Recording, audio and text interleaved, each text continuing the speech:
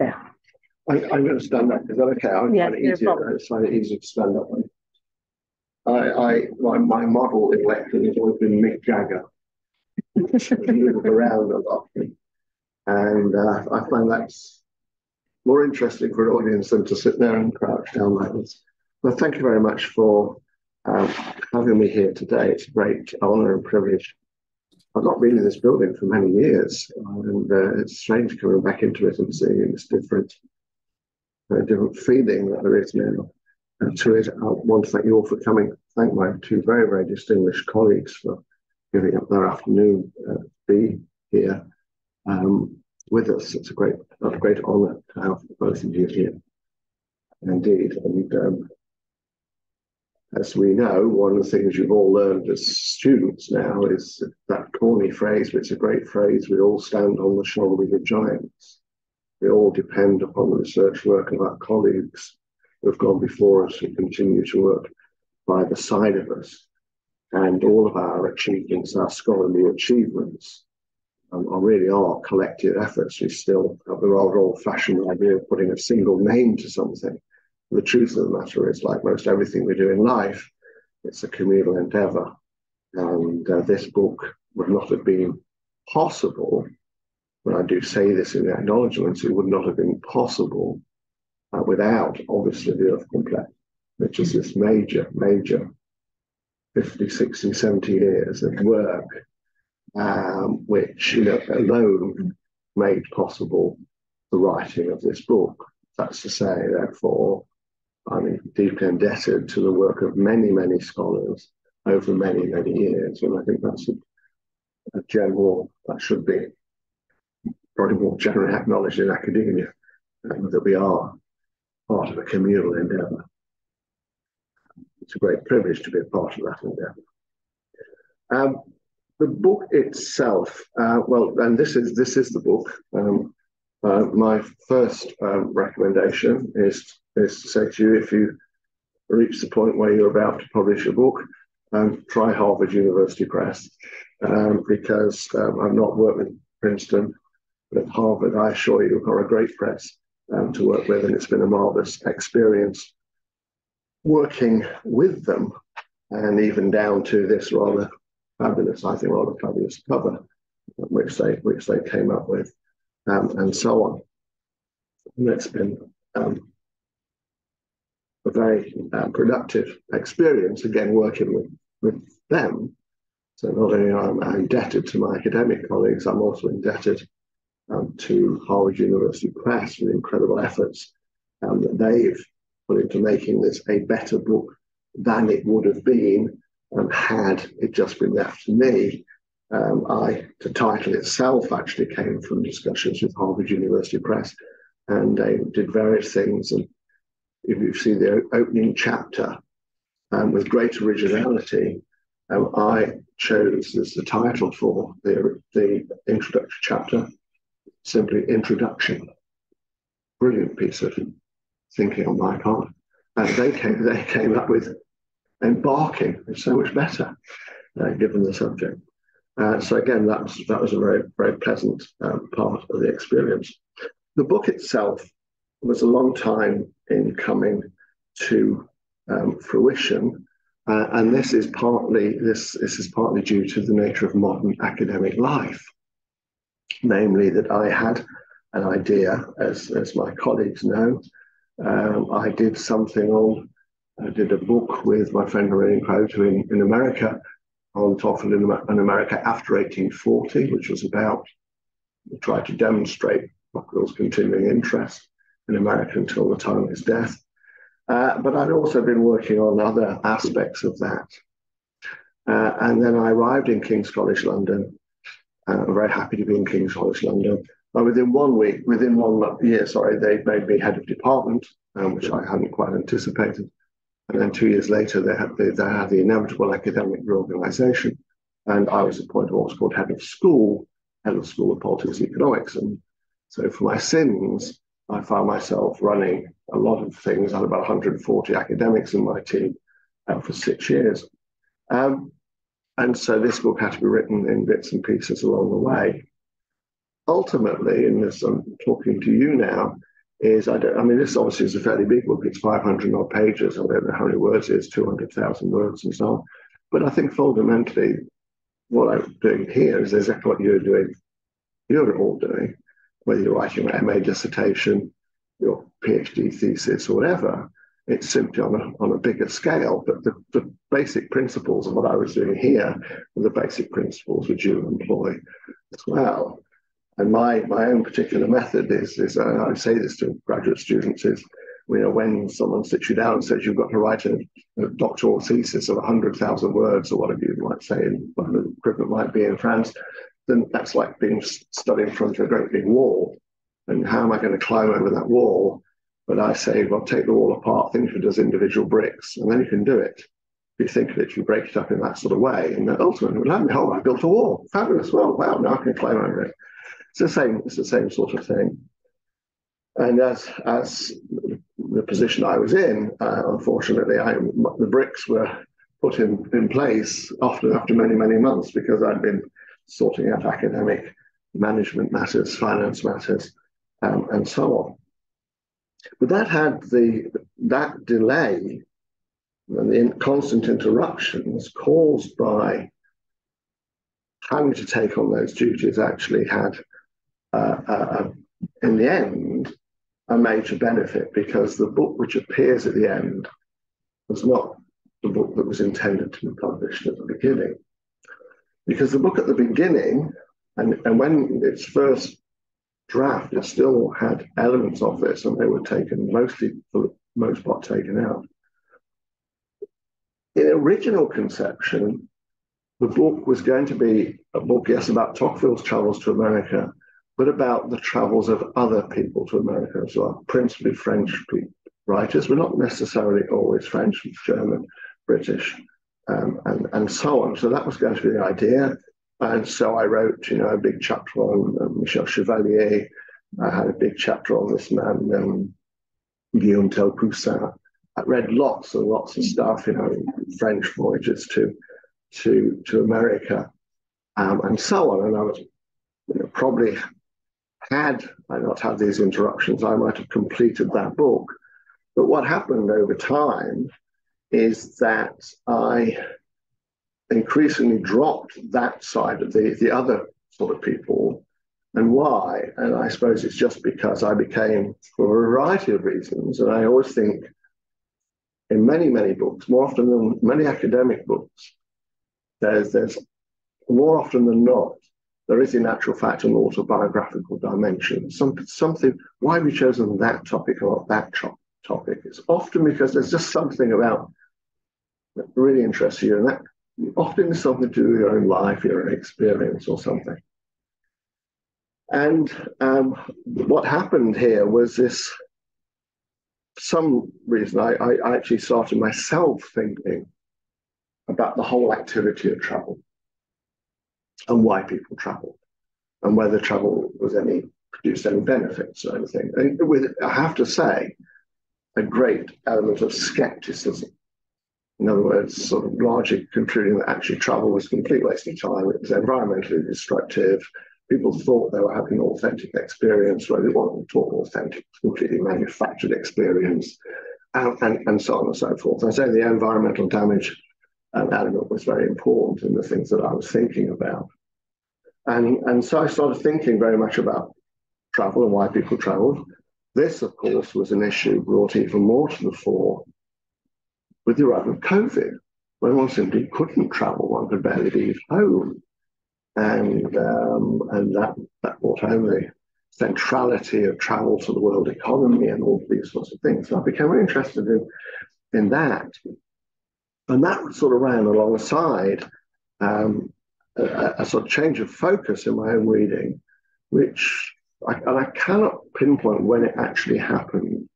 But there just became this moment where I thought, no, I'm largely going to ditch all those other characters, the Chevaliers and so on. But I'm going to ditch those, because I then sort of saw developing this idea, well, why don't I try to write a book about Tocqueville as a travel? So I was interested in the whole idea of travel and why, et cetera, reading lots of travel literature. And then became interested in the idea of writing a book about Tocqueville as a traveller, what sort of traveller was he? Was he a good traveller, a bad traveller, and so on? And actually, from my general position of scepticism about the value of travel, I pretty quickly concluded I thought Tocqueville actually was a very good traveller. If you're going to travel like Tocqueville for a whole variety of reasons, which I try to explain in the book. So I then started thinking about that, about how Tocqueville had travelled, where he had travelled to, and whether that would tell us anything new or interesting or entertaining or whatever, about this man. I mean, this is a well-trodden path. My editor in Harvard University Press told me that he sat down with two of the members of the board of Harvard University Press, and they said, "What have you got coming up?" He said, "Well, I've got this really good book on Tocqueville coming." I said, "Oh, no, not another book." Don't worry, this one's different. This one's about Tocqueville. So there was an element of, but it wasn't, honestly, it wasn't an artificial attempt to say something which would be strikingly original or something like that. It literally emerged out of these considerations. And then so I started looking at this and working on this. And this is where, but everyone who's commented on this, on the book so far, obviously pinpoints the fact that, again, the correspondence is absolutely crucial, because the key documents for me is the correspondence, and which is absolutely magnificent. Tocqueville was virtually incapable of writing a dull letter. I mean, the letters are superb. So working on the correspondence there.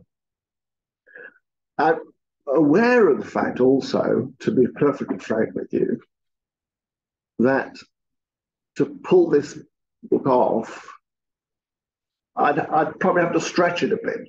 I'd probably have to sort of make greater claims about Tocqueville and travel than probably were absolutely legitimate. And then to that extent, in the book, there is an element of artifice. In the sense, it's a way, but I'm not worried about that.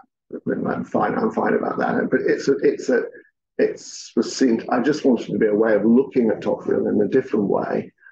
Conscious that it might not always work, that readers might not always be convinced that this was a good way of looking at Tocqueville.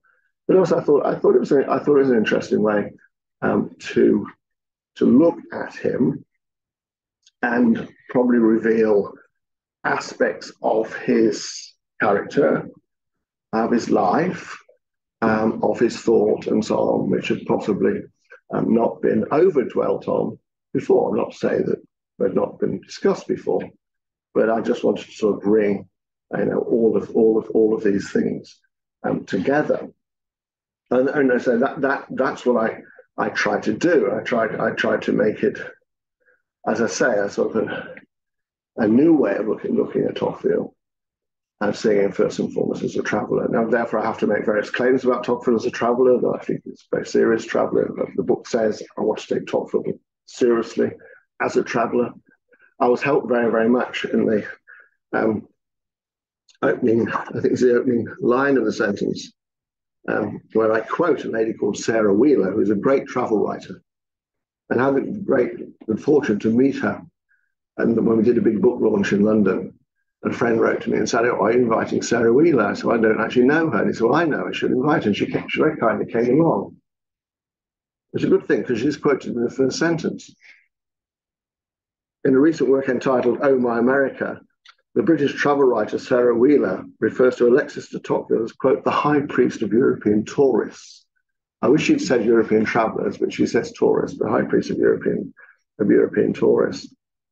I say for Tocqueville specialists, let alone a broader readership, this would probably not be the first description of him that comes to mind.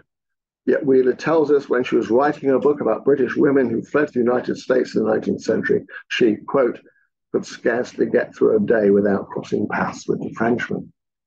That actually was decisive for me, because that was almost like the little bit of evidence I wanted. It actually was really important. And so I was delighted when she came.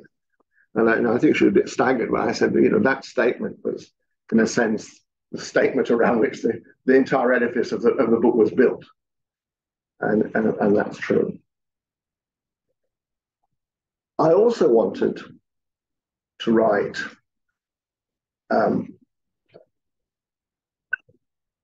a book which, and Tocqueville, in my view, lends himself to this. I also wanted to write a book that we might say was not narrowly academic.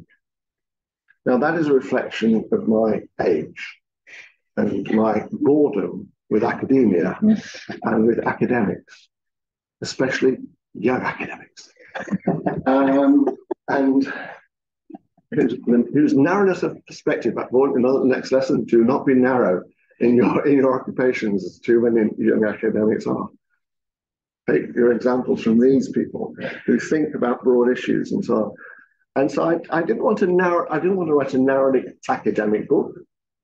And by that I mean various things. The book makes references to some of the academic debates about Tocqueville, but it doesn't dwell upon them. It doesn't really seek to engage on them. It simply points out to the reader that these academic debates are there. I usually say what I think about them. I don't dwell upon them. I wanted to write it in a way, to be frank. The other thing about, you write books and no one reads them. And no one reads them because they're boring. They're just boring. Who's going to read these books? So to try and write a book which wasn't boring, and that effectively means that narrative, therefore, comes to the fore. And I really seriously believe that fundamentally, the primary way we explain things is through narrative. If I ask you to say, well, if you've done something, I say, well, why did you do that? You won't give me some fabulously postmodern reconstruction of all this. You'll tell me a story. You'll say, well, I did it because of this and that and so on and so forth. And I think that as human beings, that's something we understand. And traditionally, history was narrative. And I try to go back to, in a sense, writing a narrative. And that's to say, to write to something which I thought would hopefully be able to transcend a narrow academic audience. The evidence is that is the case, because it's being reviewed so far. In probably about 3 years' time, it will be reviewed in academic journals, but already it's being reviewed in a whole series of, the press and so on and so forth. And this is something that's being picked up, that it is. I'm not ashamed of that. I'm not ashamed of writing a book which was self-consciously written for a broader audience and written in an old-fashioned narrative style. And I hope it's well written. I really do believe that it's important that people write well, they write clearly, precisely, and all of those sorts of things. And not, I always, again, forgive me for saying so, another lesson is always think of your audience. Think of who you're writing for. That's really important. Who are you writing for?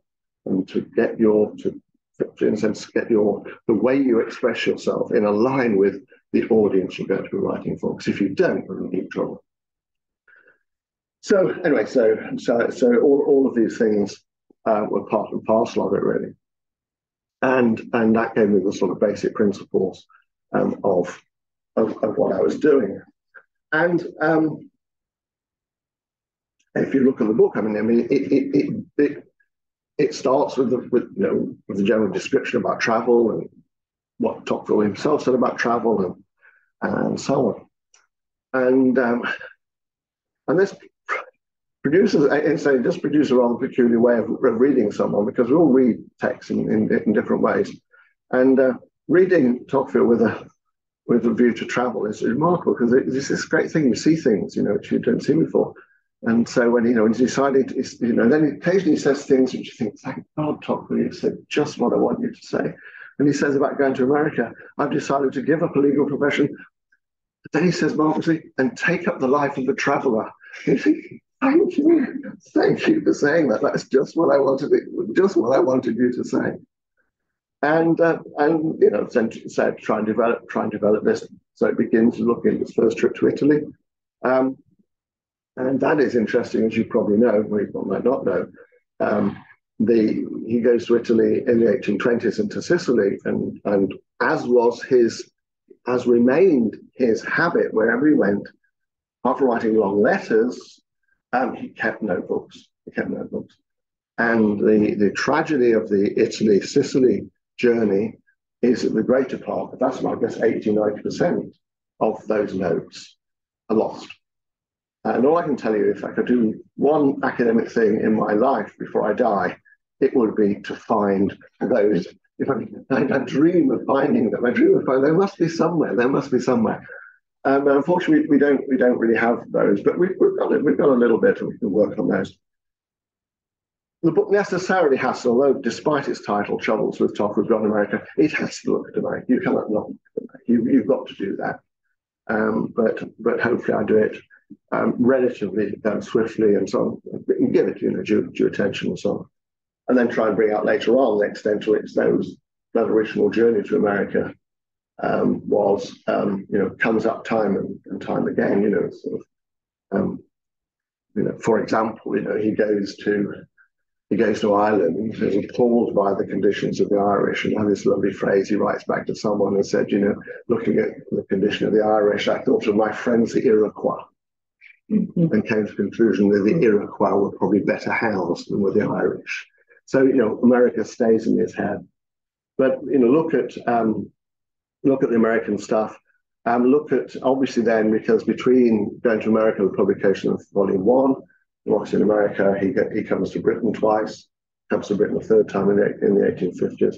I mean, look at that, and there's a lot one could say about that, especially, I know you're interested in the whole liberalism and conservatism theme in the 19th century, and I think his reflections on his visits to England are very, very interesting. Indeed, I mean, they have 3 trips, they're very, very different trips. And the first one, his brother, an elder brother, did a trip to England, Scotland, and Ireland. And those notes have recently been published for the first time. And that was very much in the tradition, what they called a pittoresque travel. So you're traveling around with your sketchbook and the whole, inspired by the whole sort of romantic movement and so on. And Tocqueville's first trip to Britain is very much inspired by that. He comes to London, and the only places he visits are Oxford, when he loves the colleges, though he's amazed at how much the professors and the fellows in the Oxford colleges eat and drink. Tocqueville from very early on had a very fragile stomach, so he rather feared being invited to great big feasts because he would inevitably lay him low. But the Oxford fellows seem to be able to do this most evenings and be fine. He went to Oxford, he went to then Warwick and Kenilworth, which are centre points of the sort of Gothic England. And he does this very, very much with Sir Walter Scott in mind. Walter Scott is probably the most famous novelist in the world. Now no one reads him at all. But his brother had done exactly the same thing. They got to Kenilworth, both went to Kenilworth with Walter Scott in their head and looked at the romantic ruins and so on and so on. And the other place he visited was Salisbury, this great cathedral, and so on. Already by this point, incidentally, he's become a friend of certain members of the very eminent members of the Whig aristocracy in Britain. I might say something about that in a second. The second visit is far more interesting in the sense it starts in London, but then again one criticism of Tocqueville is he wasn't really interested in industrialization and so on. But then he goes from London to Birmingham, it is the city of Birmingham, which is one of the emerging industrial cities, and to Manchester, which are 2 very, very different cities then and now, and reflects upon that. And I think you can clearly see the influence of that in the 1840 edition of What's in America. And then, of course, goes to Ireland, and this has a major impact upon him. And it doesn't really write much about Ireland. We have notes. And again, this curious thing with Tocqueville Beaumont, this division of labour, which they frequently engage in. And, it's quite clear that the division of labour is that Beaumont's going to write about Ireland. And Beaumont does write about Ireland. Beaumont goes back to Ireland later on and writes, indeed, one of the greatest books about Ireland in the 19th century. But it's a book written by Beaumont, which is basically infused with Tocquevillian perspectives and Tocquevillian themes. And then he comes back in the 1850s, and he comes back 1857, so he's just published a book on the regime, and comes back really at the height of his fame, and is received in London the book upon publication is received enthusiastically by Times, The Spectator, and so on, and by the Whig aristocracy. And he comes to London actually because Michael George Cornwall Lewis, a very eminent politician, but had the misfortune to die relatively young, so never became Prime Minister, told Tocqueville that there was this magnificent collection of documents on the French Revolution in the British Library, and Tocqueville should come and see them. And Tocqueville comes to see them, and yes, he says the documents could fill our chateau in Tocqueville. The issue is they've not been catalogued. So it's almost like pointless in what they do. But he has a nice time meeting various people in London, the great and the good, as we say in English, but also then, curiously, spends a lot of time visiting farms. There's very interesting, an under-examined element of Tocqueville's life is his interest in pigs, manure, fencing, and all of these sorts of things. At one point, he imported 2 pigs, magnificent specimens by all accounts, which I think Lord Radnor sent him, and he has this marvelous account of they was on the dockside in Cherbourg. And these 2 magnificent beasts were sort of brought out from the boat, and the people of Cherbourg had never seen such magnificent pigs in their life, and so on. So it was very interesting in all of those sorts of things. I've got one little story, if I may. I did say I might tell this story. So last night, as luck would have it, I was at a place called Hatfield House. And if you know anything about English history, that's a very important house. This to this day is the home of Lord Salisbury, the Marquis of Salisbury. And I know the Marquis of Salisbury quite well, and some of his brothers and so on. And Lord Charles Cecil told me, he's got a copy of the book, and he told me he hadn't managed to read the book so far because he took it home and his wife immediately picked it up. The wife is French Italian. She immediately picked it up and has been reading it. So I was there last night and talking, and his wife appeared. And the Cecils, obviously a great Tory family, a great Conservative family to this day, they're a great Conservative family. And she's apparently really enjoying the book, which is great. But then she said to me, it was absolutely marvelous. So that Lord Tocqueville was a great friend of Lord Radnor, and they were Whigs. And with great concern, Lady Charles Cecil said to me, "So Jeremy, is it true that Tocqueville was a friend of the Radnors?" And she sort of spat this out, "Radnors?" Like this. I said, "Well, it isn't, because the Radnors are still around." And I thought it was marvellous about the English aristocracy, 200 years on. The sort of Cecils and the Radnors do not get on with each other. And she's a great admirer of Tocqueville, but he's clearly gone down in her estimation because of his friendship with this. And his friends were all Whigs actually. He didn't frequent any of the conservative aristocracy like the Salisburys and so on, who were obviously a very eminent family. He met Gladstone. He didn't like Gladstone at all, really. Refused to meet Palmerston. It's sort of very, very interesting. Met Prince Albert, incidentally, of whom he was greatly impressed. One thing I tried to bring out, and I think the thing about England is he's an enormous admirer of England, but of course deeply ambiguous about so many aspects of England, and there's a lot of things one can say there. I mean, one of the things obviously which bugged him up throughout his life was the fact that Britain was the supreme world power and France was in the second division, and that element of it comes up time and time again. So, for example, Tocqueville would write to his English friends in the 1850s, and he couldn't quite manage to disguise the pleasure he took at the failure of the British Army in the Crimea. He just it just had to creep up. I think we're getting on very well in the Crimea. Pity you chaps aren't doing very well. Is that sort of thing? Lots of cases like that. Incidentally, but the final thing, of course, was the Indian uprising. I might have said something more, but I'm not going to. But the Indian uprising. He was in London when news of the Indian uprising. I think he was at home with Lord X. I can't remember when they were there at some event, and news of the Indian uprising comes through. Now, of course, one thing I've not mentioned, I'm sure you know, his wife was English, and she remained absolutely passionately interested in these matters. And was the Indian uprising, as you probably know, was undoubtedly the greatest threat to the British Empire in the 19th century. And it's interesting to read what Tocqueville has to say about this. Absolutely no doubt whatsoever in his mind for all the ambiguities in his attitude towards Britain. Britain must be able to crush that rebellion.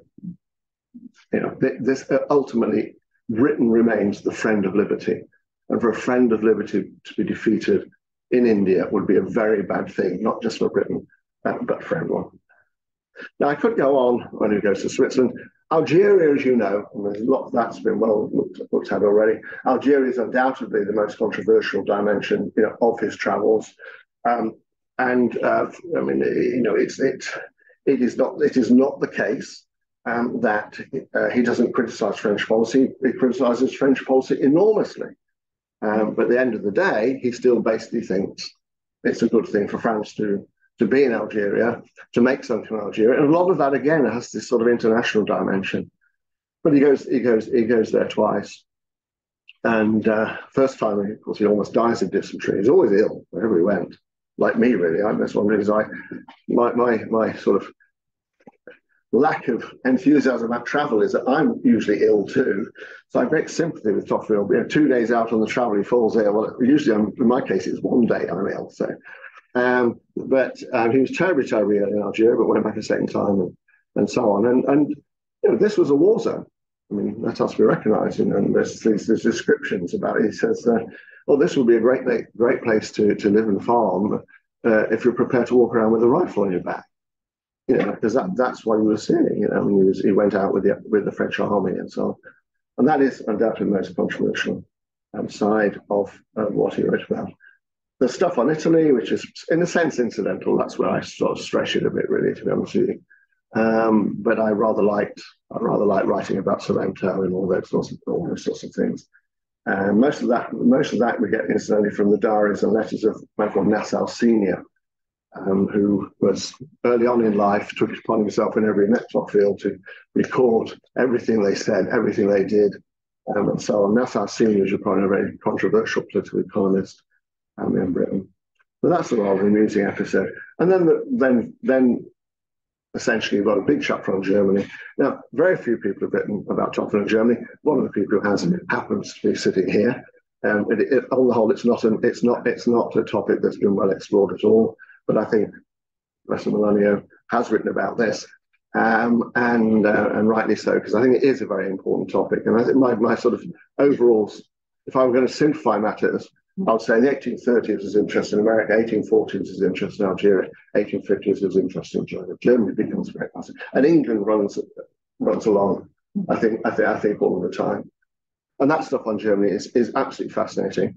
But again, misfortune plays its role. So he goes to Bonn. He's very happy in Bonn. Of course, as you know, he agonized for years trying to learn the German language. He didn't like the German language at all, but he thought he had to learn it. It's one of his basic methodological principles. You go somewhere, try and learn the language. So he could speak to people and speak to as many people as possible. He hated German and really, really struggled. And his marvelous accounts of saying, well, we went to a big event last night with all these distinguished professors from the University of Bonn. I didn't have a clue what they were talking about, sort of thing. But he loves it. He's working really hard in his methodological way and writing on his lists and all of those sorts of things. And then, as so often was the case, his wife fell ill. And the plans of going to Dresden and Berlin and so on were abandoned. And they finished up in a spa town in Bavaria. His account of life in that spa town in Bavaria, I assure you, are immensely amusing. He thought it was just about the worst place he could finish up. I think I say something like, he sort of says, he writes these letters to friends and saying, I'm trying to be as supportive as I can to my wife, and I think I put in brackets, I somehow doubt it. He was furious. I mean, I think he really, really was furious. But anyway, Germany remains his thing. And it ends anyway with going back to America. And that's again a bit of an artifice because, of course, he doesn't go back to America. So I have to rely on the fact that his friends go back to America. report back and so on. But that's important because his views on America do change. And then it finishes up with the stuff on England at the end. And then, of course, the last chapter is the final journey, is a journey which essentially kills him because his doctors advise him to go to Cannes in the south of France. And now, you can go across the way and get a train and be there in 4 or 5 hours. I don't know, probably even less than that, but he had to sort of go all the way down the road and all these sorts of things. Finished up getting, I think, a stagecoach from Toulon over to Cannes to about 24 hours in the snow, and he never recovered basically. He sort of says, I had to go on any longer, I'd have died, and he just died. So I focus. That's the last bit of journey travels that I focus on.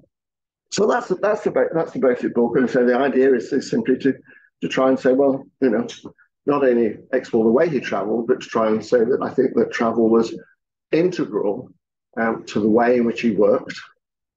That he spent a lifetime traveling to places because he believed he had to see places and see people and speak with people and see what was going on as well, from which he could draw general conclusions, which all sort of filter in to a general Tocquevillian perspective. I'm going to end. I'm going to end with just a couple of points, if I may, if I can remember what they were.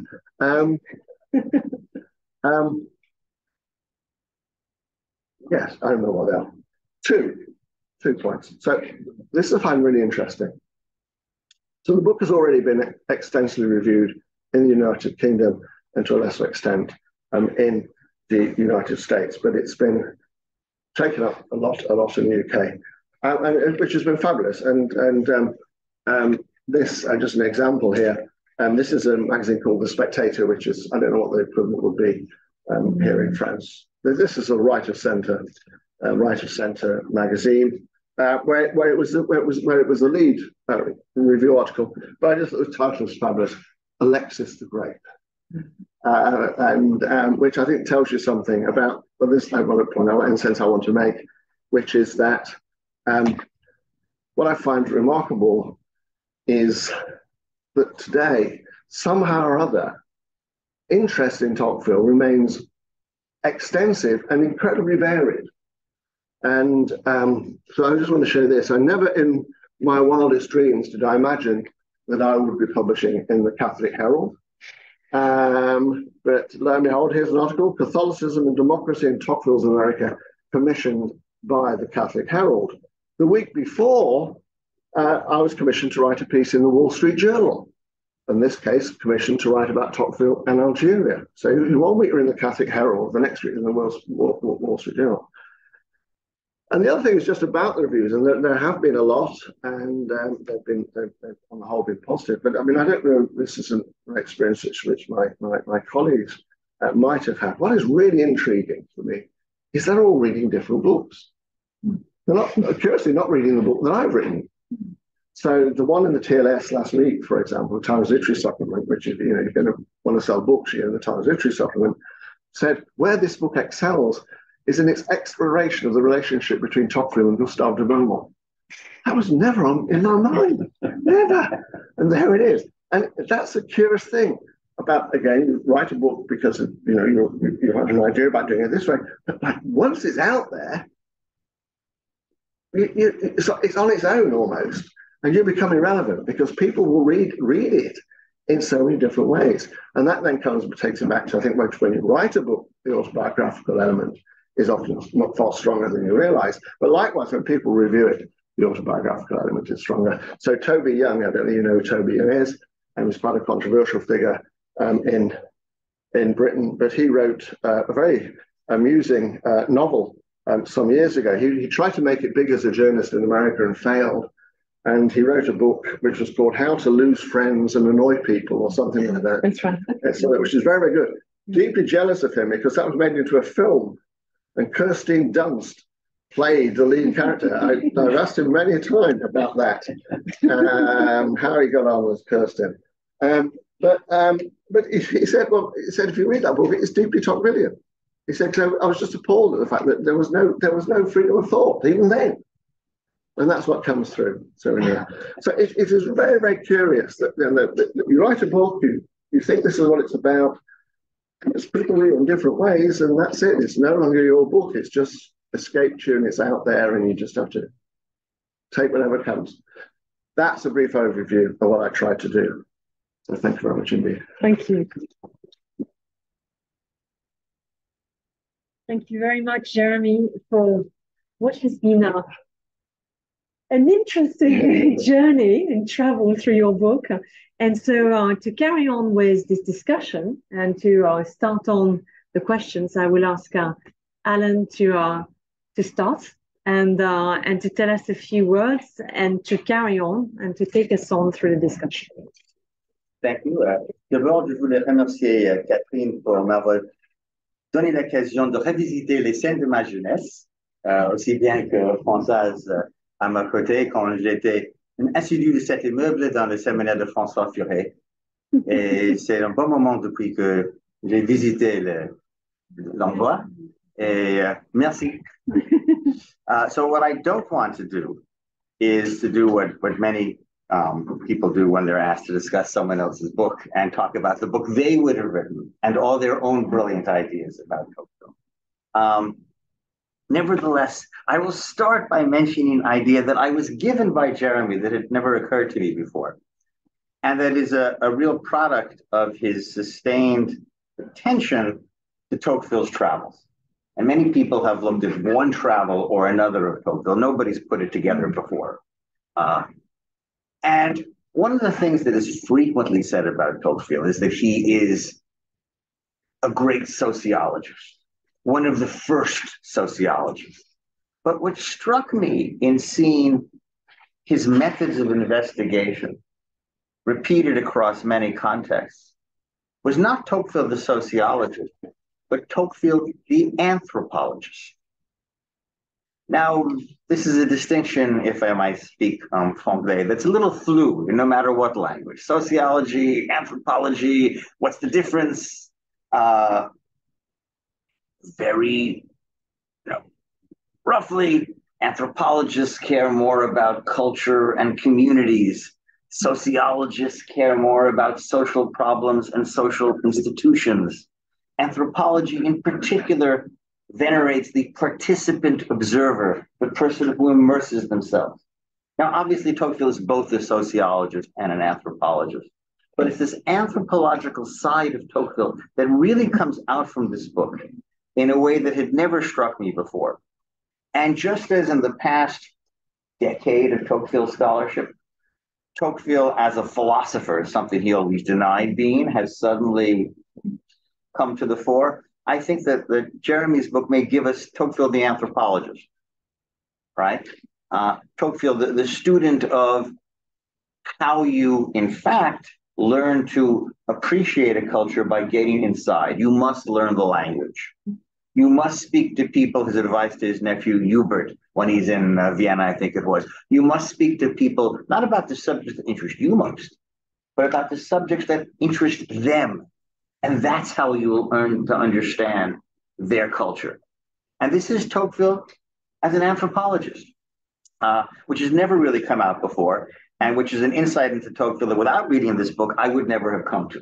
So thank you.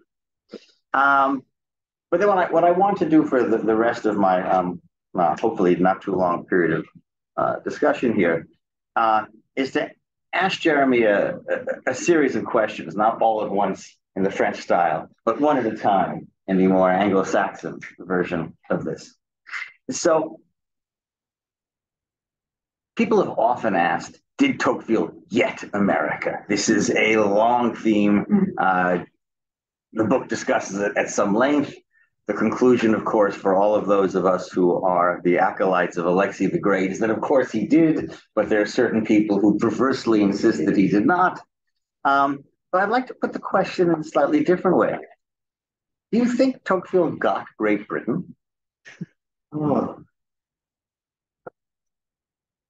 Yeah, no, that's interesting. I think to an extent he did. To an extent he did. I mean, he obviously, yeah, I mean, Not the first time it comes. That's for sure. Because it was very, very narrow sort of cross section of the population he met.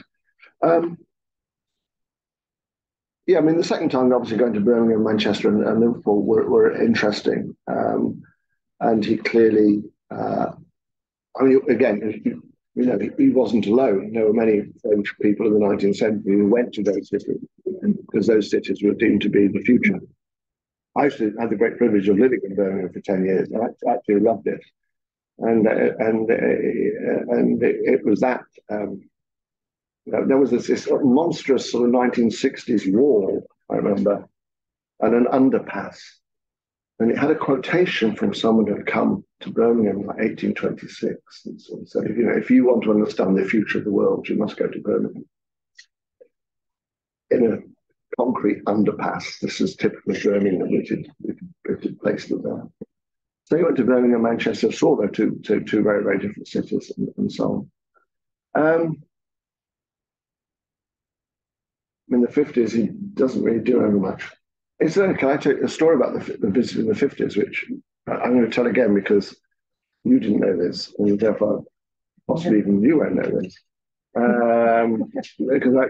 Because so he'd been to a club called the Athenaeum, there's an image of it in the book, in the 1830s, which he loved. By the time he comes back in the 1850s, he's famous and his friends are famous because, he met them when they were in their 30s or 20s and they're now in their 50s. And they'd become eminent figures in British public life. And they were all members of the Athenaeum, which is this great, great club. And given the fragility of his health and so on, Tocqueville was put forward for honorary membership of the Athenaeum. This is part why we had the big book launch in the Athenaeum in London. And the archivist there allowed me, very graciously, I produced a lot of the archives relating to Tocqueville's stay at the Athenaeum. And one of the things I discovered from that shows what an incredible institution this was. On the evening that the honorary membership was granted to Tocqueville, one other person was given honorary membership. And that was none other than the Russian novelist Turgenev. And can you imagine that? In the same evening, the two of the greatest of 19th century liberal thinkers being given honorary membership at the same time. Point being, I suppose, there again, from the luxury of the Athenaeum, he's probably not going to get that much of a good view of what ordinary life is like. I see. I mean, his preference was to be with the English aristocracy, but then any sane person would have a preference for being with the English aristocracy because they're utterly charming and they're very rich and they live in fabulous houses, which you can go walking around their grounds in. And he was clearly, and go hunting if you wish. He clearly loved all of those sorts of things. And he actually adored that. No, there's no doubt about it. But I still think, he did his best to. I just think he was just very, very observant, I think. And he couldn't walk from the British Library, to his where he was staying without, looking around him and writing about him and the things he'd seen, and so on. Because you read the book, that he, in a sense, he always found Britain, England somewhat elusive. Could never quite, he felt he'd got the fundamental principle of America. He understood America, but he didn't have that. He couldn't find it with England. It was lost quite literally in the British fog. So I think to that extent, he himself probably thought it always eluded his grasp. It's interesting again with the aristocracy, which on the whole is broadly favourable towards, but not always. There are sides of that too. So I would say, even he probably didn't think he got him. Because it struck me the parallel one could make is Tocqueville is sometimes criticized for only talking to the American Federalists. Yes. And now the Cecil's informed you that he's to be criticized for only talking to British Whigs. But in fact, he did actually talk to more than American Federalists, even though he certainly preferred them. So there's a certain opposite parallel here in the kind of what aspect of these societies he preferred to hang out with. But I want to come back to America a bit. As you know, another one of these controversies is, did Tocqueville actually learn anything in America? Right? Since Sainte-Beuve, made his famous comment that Tocqueville began to think without knowing anything. That is to say, he came to America with so much already brought with him. And so the question has been, what did he actually learn? And it's pretty clear, implicitly you're taking the side there that yes, he learned a great deal. He discovered a great deal in America. So I'd like to ask you the opposite question then. What do you think he came to America with? What is it that informs his travels before he starts to be a traveler? Very good question. Clearly,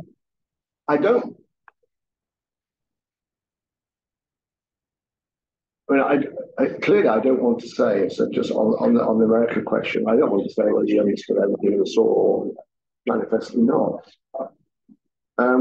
But I do rather think, there's that wonderful letter which he writes from Yonkers or wherever it is, a great, great long letter, and I can't remember who he's writing to, one of his friends. And when he says, because I've never seen anything like this before. Imagine a society with notepads with different languages, all these different nationalities. You can give that to students today, and they know what he's talking about. They get that. They get that. And he said, what holds this together? Money, self-interest, where people get that. That was very early on. So I think he understands the central. He might not get everything right about America and about religion in America, but he understands that religion plays a role in America, which is the like which is not seen before, and which is very, very important. He understands association. So he understands everything, but he gets some of the fundamentals, and he sees how it is so different from the society that he's come from. Our friend Olivier Zones in his book, he has a long list of things that Tocqueville doesn't see. But my view is fine, but he still managed to get a lot somehow or other. For all the fact that he didn't see, this and that, he still manages to get something fundamentally right about the place. Now, and Americans thought that too. Let's remember that Americans thought they didn't like the idea of the tyranny of the majority. But when it comes out in America, Americans think there's not been a book like this about America before. All the rest were written by tourists who just wanted to say how awful the hotels were, the food, and the pigs in the street, and all that sort of stuff. This is different. This is a completely different entity. This is a serious book about America, which can tell Americans something about it.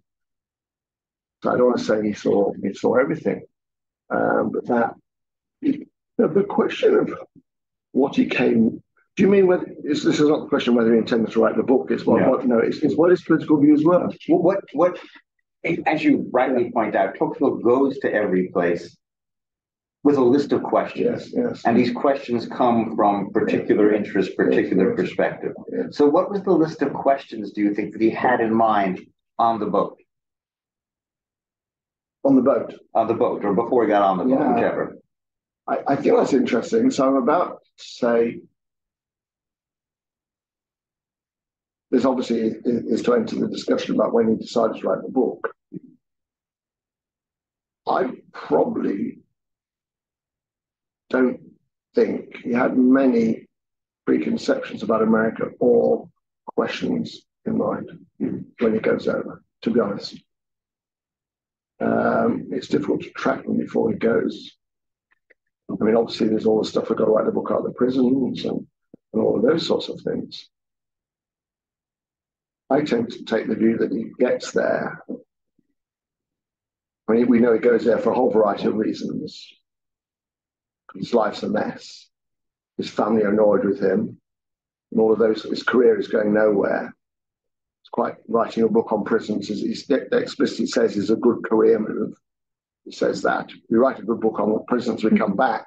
This will go down well with the government. And that might help us, he and Beaumont. So it goes for a variety of reasons. I do think that while there might have been a vague idea to write a book, the book really comes out of the rival. And I think what I would pick up on, my evidence for that would be that the number of times that he says in his letters and so on, gosh, this is amazing. I've never seen anything like this before.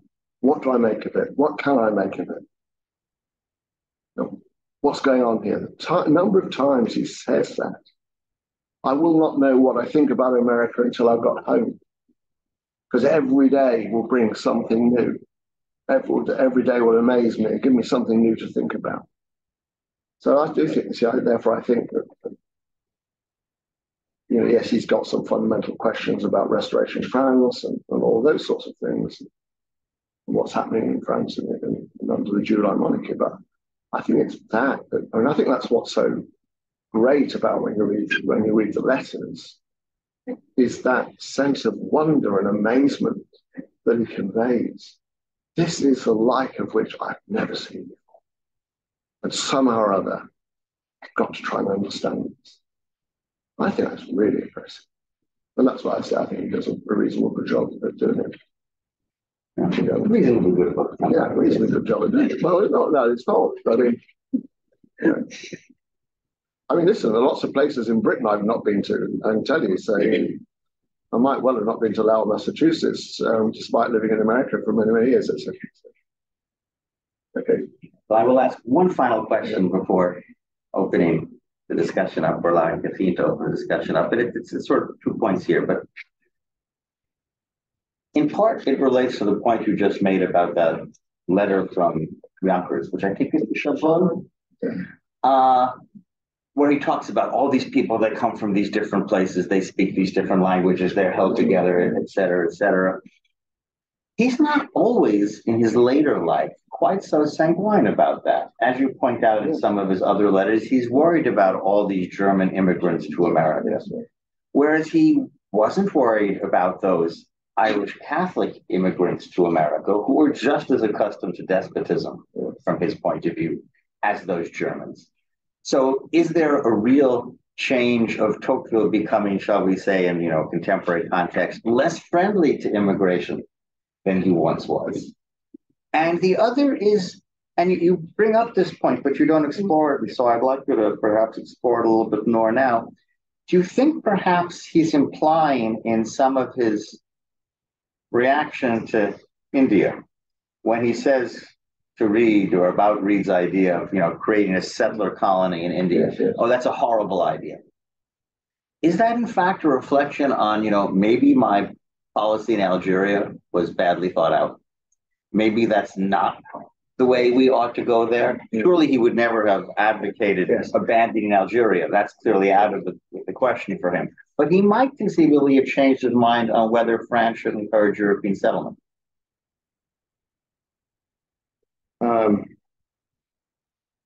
Okay, it's two questions. Sorry. No, that's fine. That's fine. So the second one is Algeria, India. Yeah, that is interesting, isn't it? Because I mean, again, the little thing I was asked to write about Catholic Church in America, of course, it's really based on the Oxford America, and of course at that time he's jolly pleased about all these Irish Catholics coming in. There's no doubt about that. And presumably he would have been very, very pleased about all the Austrian Catholics coming in. And so on, because he sees they're the emergence of a different type of Catholic Church, and one which is, in his view, a lot better than the one we've been used to in France.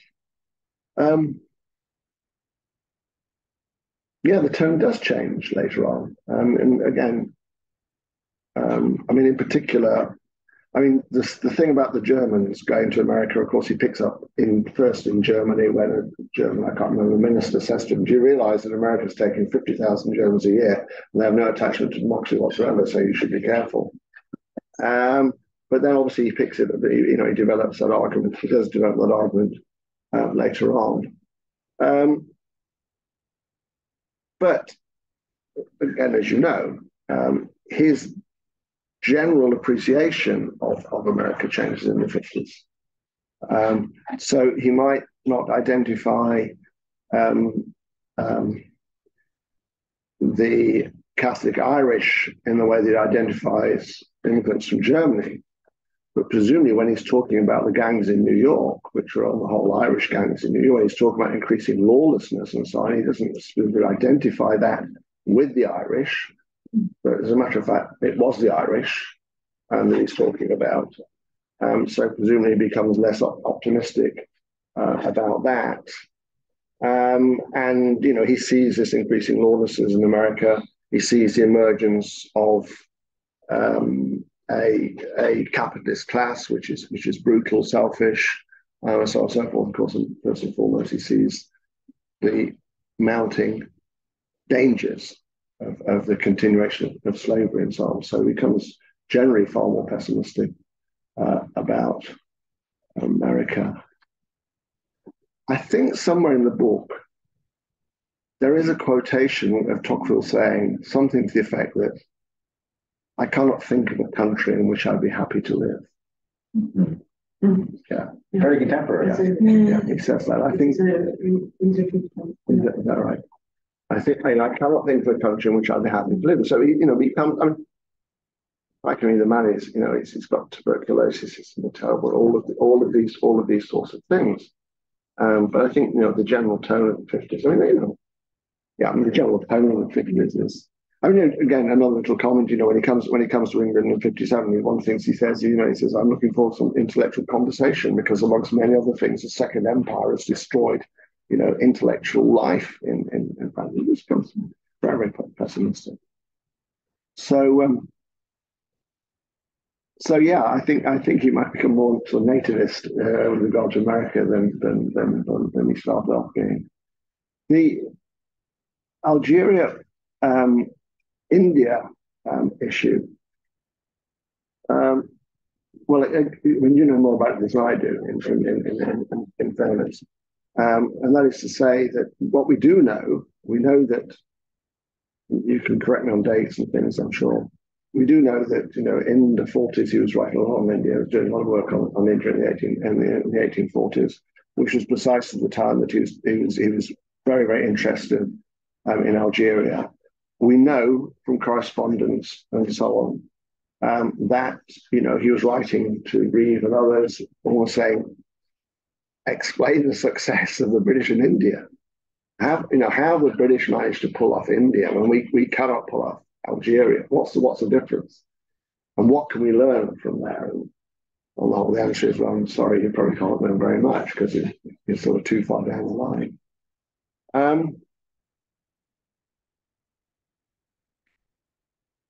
And we know that, of course, he wanted to go to India. Yeah. I mean, that's the other place he really wanted to visit. Russia. India and Russia were the two places that he would have loved to have gone to, but knew he would never visit there for a variety of reasons.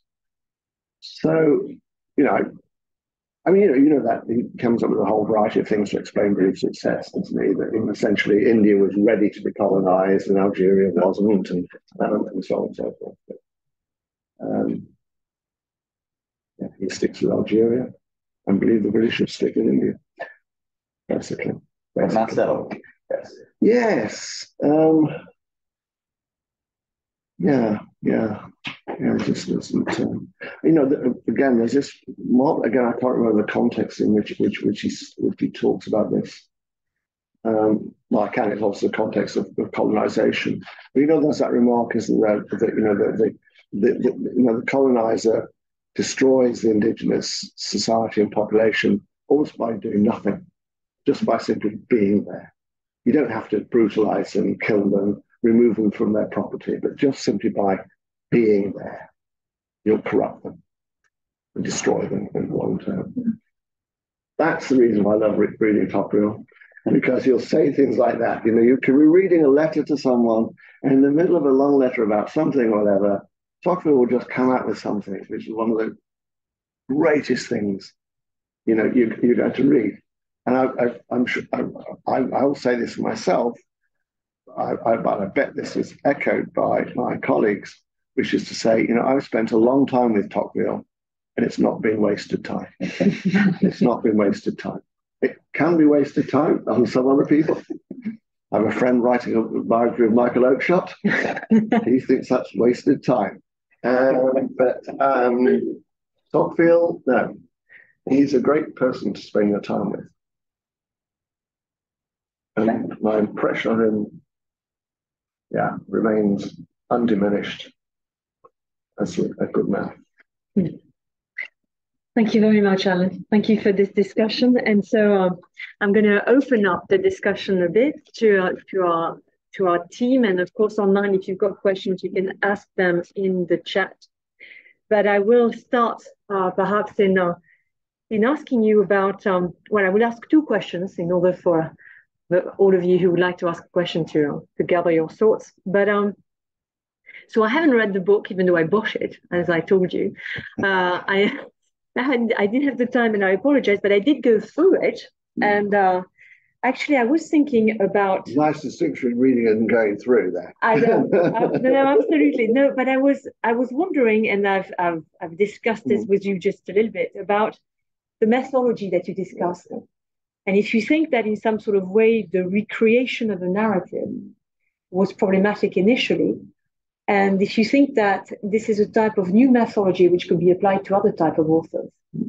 So that's my first question. Is it new methodology? Yes. That's very old-fashioned methodology. It's telling a story.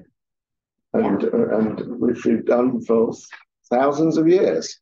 Yes, and to great effect. So it's telling a story. No, I don't. I mean, one of the things I don't think. I mean, it's not. I have no great claims to make. In all honesty, apart from the fact I wanted to write a book which would, be well written, for example. Have proper sentences and all of those sorts of things, and which people would enjoy reading. I think reading should be an enjoyable activity. You learn something; it should be an enjoyable activity. So I wanted to try and write a book which would be that. So I have no great claims for it. What I do think, probably though, the second thing is to come to your second point, or second question, is so basically, you see, my background is just as a historian of political thought, and I was a young doctoral student, a master's student actually, when I, like many people of my age, came under the spell, really, of the great Quentin Skinner and others, and where we learned a very sort of rigorous sort of methodology and so on, and we're pretty tiresome in our advocacy of that. And fine, I still owe a debt to that intellectual formation. But it strikes me that one of the things that's happened with the history of political thought, the history of thought, is precisely that the range of subjects it wants to look at is broadening. I probably, in 20 years ago, had I sought to write this book, people would say, what are you writing about travel for? Travel's not interesting. Travel is not what we do. And I think I would see it more in terms of as an illustration of the way in which people like myself are prepared to approach fairly well-trod subjects, but through a different lens. And I think that's probably the thing. And I'm not alone in doing that. I might be able to this is obviously an example with Tocqueville, but you look at the books that are coming out now and the range of topics that they're looking at. And I think that's what's interesting. And so I think the future of what we call the history of political thought is going to be far more diverse. That's right. Than it possibly has been over the last 40, 50 years from that Skinnerian sort of revolution. And Quentin himself has done this as well by writing about Shakespeare and so on. In fact, I'm glad you mentioned this, because this is something that we've discussed with some of the students here, is the fact that when I was looking at the way in which you had organized the book, what I was thinking about is that it made me think about John Burroughs' book on the history of history. Yes. And that's what I saw, that in fact that it was much more in the shape of intellectual history, in the sense of actually giving a story of the little stories of the struggles of Tocqueville. And that in this sense, you're actually getting into a new type of mythology, which, yes, is a narrative, a recreation, but at the same time, which keeps on in the line of Skinnerian ways of doing writing, but which brings on this dimension that somebody like John Burroughs had done in intellectual history, which I think gives us a new way of writing. And so it's in this sense that I am going to actually read it, even though I haven't done it yet, thinking that in fact each little part was actually a story of the stories in the big narrative of Tocqueville. That's how I felt about it. Yeah. Well, you know, we've talked about this before, we talked about it today. I personally view John Burroughs a far greater historian than Quentin Skinner. You know, and a nicer person too, but we won't go there. Yeah, so it might well be the case. Yeah. And it's difficult. I mean, this is autobiographical thing. Yes. You know, about where it comes from. See, because my like most lives, chance played an enormous part. So I went to the university, age 18, went to the University of Swansea, which you probably never heard of. It's in Wales. I will make the honest confession now. I was 18, remember, that I went there because I had a girlfriend who was going there. This is where fate plays its role. By the time I got to the University of Swansea, she was no longer my girlfriend, but she was also at the University of Swansea. Can you imagine this? What am I doing here? The reason I've come here is because of that girl. I'm not going out that girl anymore. That's why I finished up there. The first lecture I ever received was by a man called Jack Greenleaf. And he might just know you for the British political tradition books. Yeah. And Jack's first lecture, and I'd never even heard of Michael Oakeshott actually, but the first lecture I ever received at university was by Jack Greenleaf, who wrote the first ever book on Michael Oakeshott. And he set out classic, the modes, he set out the whole thing, whole Oakeshottian framework. I don't think that looks okay to me. That's okay to me. And that man, Greenleaf, actually became a really massive influence because later on, after I'd been in Oxford and so on, he gave me a job back in Swansea. And a lot of things I talked about, how to write things, you know, were actually with him, not with June private conversations with him and so on. Sadly, he died a few years ago, but I learned an enormous amount from him about how to write. And I suppose, again, this comes back to the business about getting older, at the end of your career. So you think, well, I've got nothing to lose, you know.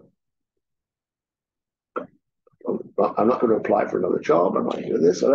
So write a book the way you'd like to write it.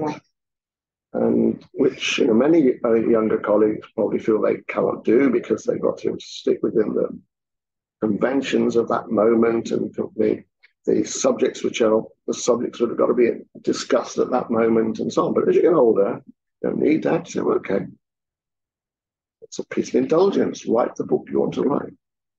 Jolly lucky, jolly lucky. Yeah, well, I had a supervisor like that. Thank you very much. I've got other questions that I would like to take away, some of the questions, especially some of the PhD students who are working on the subject who might want to actually ask a few questions. And of course, any of the students who have been working on Tocqueville with me might want to actually join up. So is there any one of you who dares or who would like to? Balkis, so Balkis is, you present yourself and please. Thank you very much for the great talk. My name is Balkis Mungo. I'm a first year PhD student on this and well, I've got two questions. The first following, do you see Tocqueville's views on island oppression, I mean the oppression of islands by foreign power, and his support for the French colonization project in Algeria as contrasting ideas, in the sense that do you think that we've got two versions of Tocqueville, the imperialist French aristocrats, Yes. versus Tocqueville, the appreciated liberal theorist of democracy. Second question. This is the French tradition. Do you want the first question? The first one, I mean, well, yeah, it takes some difficulty reconciling those two, doesn't it? I think, I mean, you read the stuff in Ireland, I presume. So again, he very, very. I mean, he's only there a matter of days. I mean, I think he arrives and he goes to a poorhouse in Dublin, and he is amazed by what he sees. By what he sees, I'm trying to go and find one of the quotations I was going to read to you. He says after that visit to the poorhouse, this is again one of his letters, if you want to know what can be produced by the spirit of conquest and religious hatred, combined with the abuses of aristocracy, without any of its advantages come to Ireland. And later on, as you'll know, he produces that sketch of the ideal aristocracy and the worst of aristocracies, one being the English aristocracy and one being the Irish aristocracy. What, of course, he fails to point out, but he must have known they were the same people. Okay, the Cavendish family, one of the great aristocratic families of England, so the Cavendish family, one of the great aristocratic families of Ireland as well. And he doesn't seem to explain how that can come to pass. I would venture, this is I'm interested to know the views of those great experts on Tocqueville, fortunate to have here today. I'd venture that one of the big reasons for the difference between the two is, of course, that the British are subjugating a Catholic population, about which, and he felt deeply that attraction to his fellow Catholics. Whereas the French were subjugating a Muslim population. And there is, in my view, no doubt about it, that ultimately he wasn't a racist. He didn't, explicit about, he writes to Governor and says, your views are absolutely awful and not true and all of that sort of stuff. So he doesn't buy into racism, superiority racism. But again, that would be interesting to get Alan's views on this. He does buy into the fact that certain civilizations are superior to others. The British civilization is better than the Indian civilization, it's more superior to the Indian civilization, and French is more superior to the Algerian Muslim thing. So I think that might help us understand why he takes such different positions.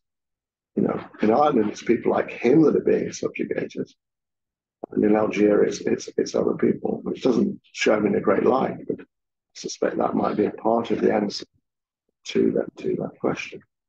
Because as you also know, that's the subject of that article in the Catholic Herald. I mean, his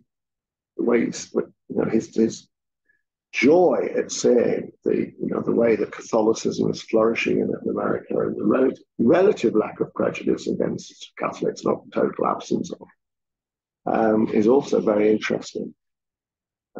So I think that's a bit of the clue to understanding that. But again, I'm sure my colleagues will have their own take on that. And the second question is, do you think that Tocqueville's struggle could be seen as part of a 19th century aristocratic tradition, fourth tradition? You mentioned Patrick House, and you certainly know that Luther Martin was also involved in the long tour when things got really complicated. Yes, no, you're right. I mean, but I think,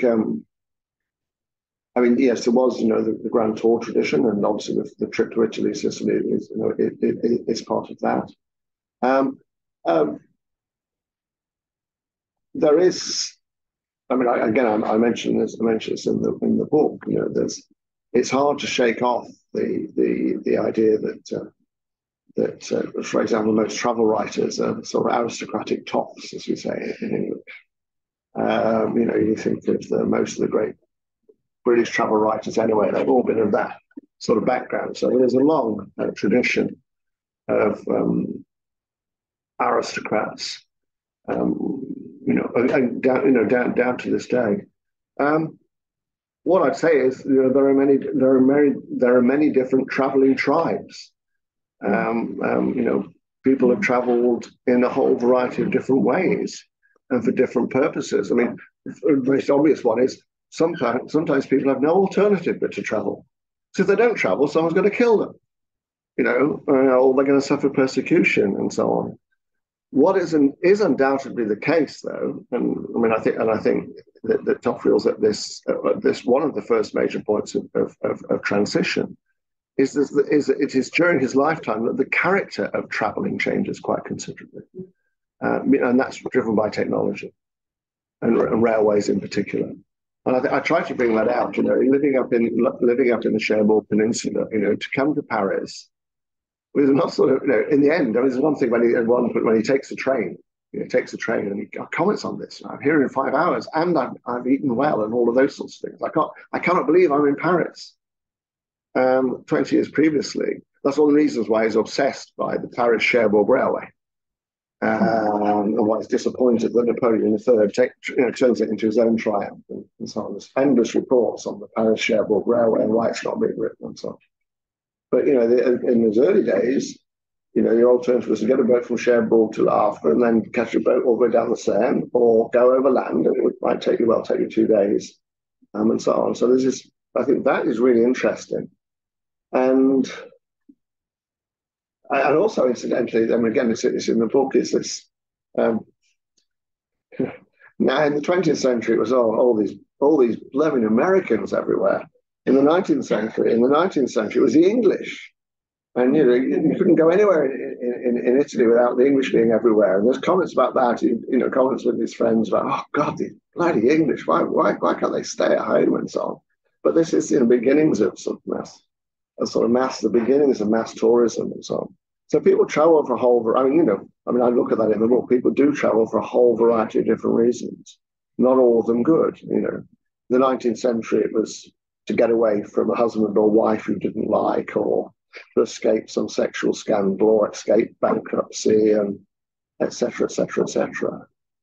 What I meant is that you think that Tocqueville doesn't necessarily mean specific. Sorry. What I meant is that do you think that Tocqueville didn't necessarily have specific motivations or specific preconceptions? Maybe I could add, there is another tradition of traveling in the beginning of the 19th century. That's the ethnographic sort of travels. For example, Tocqueville has read Volney. He knew a lot about the social inquiries. Yes. So that's the reason why he has always long lists of questions. For the United States, he has a list of questions on the road. In Algeria, he has a list of questions. Germany. When he goes to Germany, he has a list of questions, and especially about what he called the mœurs. Yes. And so that's another tradition. And you mustn't forget that he's a lawyer. So he knew a lot about the social inquiries. And he is not a philosopher. He doesn't want to be a philosopher. And I haven't published awful lots of talking about German philosophers because they are really ridiculous. So, and he says he's not very sympathetic for the philosophers, but he is a lawyer. And he has studied law, but at that time studying law was very easy. But then he has worked a lot. And when he comes somewhere, so he has a list of questions about administration, about penal law, civil law, and things like that. So he has the two traditions. There is the poetic tradition and the social tradition. First, and Volney is important for that. Yeah, but he takes Volney on the boat. He takes Volney's book on about America on the boat with him. That's one of the things he reads. But see, the first trip to England. I mean, it's very interesting to look at the book, which has only recently been published by one of his elder brothers, which was only found relatively recently by a lady, very nice Irish lady. Somebody died before it was published. It's a very, very sad story. And that's fascinating because that was the elder brother goes England. And when Tocqueville comes to England, he basically he doesn't go to Scotland, and obviously the brother spends a lot of time in Scotland, but sort of literally replicates the voyage of his elder brother.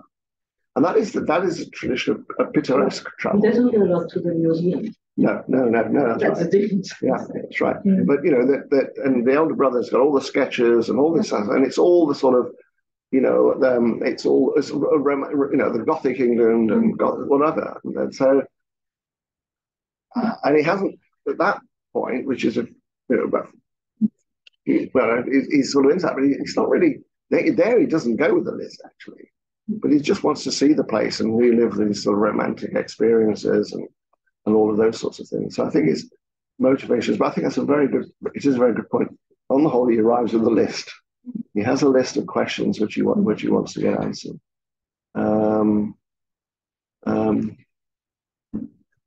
Another thing that's not on the whole brought out, and I don't think I bring it out in my book, but something that Beaumont brings out, is actually the love of nature.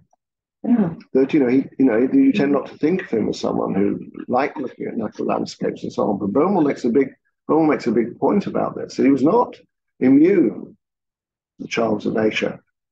Sometimes that's hard to believe. There's the notes on Ireland, I don't know if you've been to Ireland, but Ireland's a very, very beautiful country. He says nothing about the mountains and all of those, nothing at all. Just about the terrible hovels in which the people were living. But we know that he loved the mountains and all of these sorts of things. So I think there are lots of different inspirations for romantic inspiration. Yeah. And so there's I want in your book this romantic aspect of Tocqueville. So there's a sort of lust for adventure. Yes. So, which is very romantic. That's right.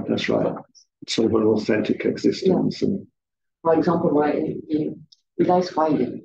Yes. In Algeria, he's riding all the time, and so he said. And and he has that account of when he gets the horse from Warwick to Kenilworth. Yeah. And rides his horse in the night. Yeah, it's Walter Scott. Yeah. Yes. And then arrives in Kenilworth in the night and wakes up. It's only a little village, and wakes up the entire village because he wants to get in to see the castle and all these sorts of things. And then wakes up the following morning and it's foggy and it's raining and it was all an illusion, etc. But Walter Scott was very popular in France. Sorry? Yes, Walter Scott was very popular in France in the absolutely. 20s. Absolutely. Absolutely. Okay. Incidentally, I'll tell you a story. Because one of the things he writes about in London is the fog and the rain. And just an example of how that view endures amongst the French. A few years ago, I had a French student from here actually came to spend a term with me in London. And as he comes to the end of his stay, I think I'll take him out for dinner. So I take him out for dinner. And I said, well, have you enjoyed your time in London? He said, yes, but one thing has disappointed me. I said, what's that? He said, well, I thought there'd be fog all of the time. Yeah, long since gone. Yes, absolutely. Would somebody else like to ask a question? No, we're nearly there. We've got 5 minutes left. No, perhaps Françoise Méloniaux would like to ask a question. But you don't have to. I've got others if you want to. What's really new in your book, especially if I think to the English and American books in general, is that you feel that there is a sort of switch to Europe. Yes. In fact, at the middle of his life. But the problem you must have, Matt, is that this switch is because of the 1848 experience. Not only. Yeah, not only. But that's been really a very big experience for him. And so he was sad because he didn't know anything about Germany in 1840, and that's the big failure in the democracy in America. Yeah. But then, he felt that Europe was divided in very powerful nations, and that's a real difference for him. He didn't think about nations really in 1840, and then he realized that nations were politically the most important thing in the 19th century. And that's the reason why I think he is interested in Italy. Well, Italy is a complete failure, but and he was a minister for IMF. And so that's so real. For me, Germany is very important because of that, because he has to just reverse his thinking, because history is not so exactly the same way. All the nations don't go the same way. And he discovered that there is a specific culture in Europe. So that's so I think your book is important because it's moving the interest to a different place. So, to that extent, it would be interesting to see what American writers make of it. Exactly. Oh, they don't read that. I can say that.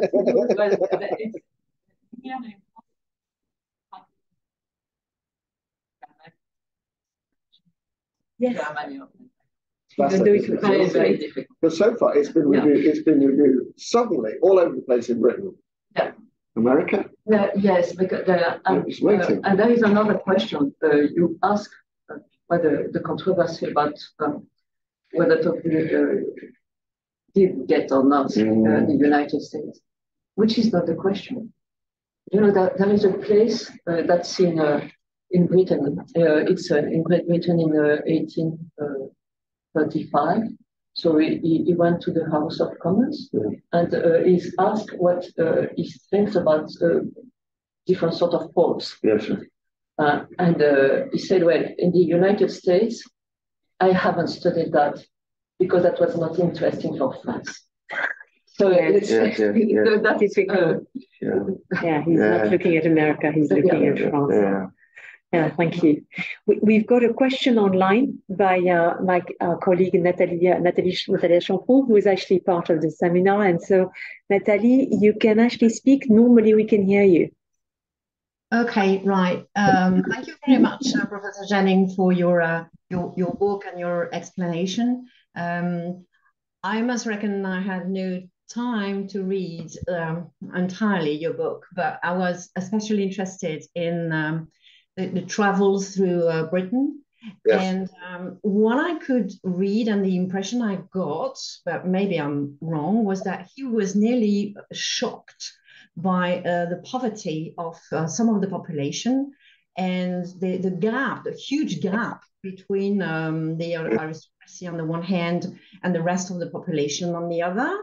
And I have, well, just here, maybe I can read the fact that he saw that among the passing activities of a population eager for gain was to be found the slave and the master, the wealth of some and the poverty of the many. And I was wondering why was he so shocked, apparently? Because wasn't it the same situation in France? Maybe you don't know. Okay. No. I think I think what he's referring to there is it's specifically those industrial towns, and Manchester in particular, and that he would not have seen before. I can't believe he saw that in France. He wouldn't have. Well, I don't think he'd have seen that. So that would have been the first time, really. I think he'd seen. I mean, there he sees the emergence of a new aristocracy, doesn't he? And that feeds its way into the 1840 edition of Democracy in America, which he writes about that towards the end of the second volume. So it was that. It was a disparity of wealth produced effectively by a civilization the like of which he hadn't seen before, which is modern industrial civilization. You know, factories, all of those sorts of things. And I say that's why people came from all over the world to see Britain, to see those, to see the Manchesters, Leeds, etc. And were shocked. We're amazed by what they saw. But also, of course, they saw this was the future. And I think Tocqueville sees that too. I mean, it's not did he seize it in his I was interested in the accounts of, I mean, are you English yourself? No. No, you're not. Okay, well, you sound as if I thought you might be. Well, you know, I mean, the two towns such as Nottingham and Birmingham and Manchester are so different then and now. And obviously, what he saw in Birmingham was Birmingham, on the whole, was based upon domestic industry, small scale, a city of 1,000 trades, as it was known. So people on the whole were working in workshops attached to their houses and so on. And whereas it goes to Manchester, which is only about 100 miles, 150 miles north, and sees an entirely different operation, which are these massive mill. You know, this is based on the production of iron and steel and so on. It's based upon the production of cotton goods, which are done in massive factories, 8, 10 stories high, predominantly female labour, child labour as well. And these, as he describes, this housing of 10, 15 people to a room, which is not what he saw in Birmingham at all. And that was something like which he hadn't seen before. But of course he's also got that thing. I mean that's not the only example. That's the specific quotation you give. But he's also got that thing where he says, you know, travel across. When he says you travel across the south of England in a coach, and you look out and you see incredible prosperity, but you've got to look underneath that. Hidden beneath that is poverty. But that's a different type of sort of agrarian poverty, which he was also aware of. But that he wouldn't have seen what he saw in Manchester before, I guess. Yeah, it's not the case in France. Yeah, it would not be. It might have existed in Lyon. I don't know, but he didn't. But not Normandy. Not Normandy, and he didn't know Lyon. Yeah. Thank you Right. very much for your answer. Thank you, Nathalie. And so it's the end, except if you've got a present, or sort of a desire to add something. If not, I'd like you to join me into thanking Jeremy Jennings and saying thank you so much. And Pleasure. And hoping to having you soon again for anything you'd like. Thank you.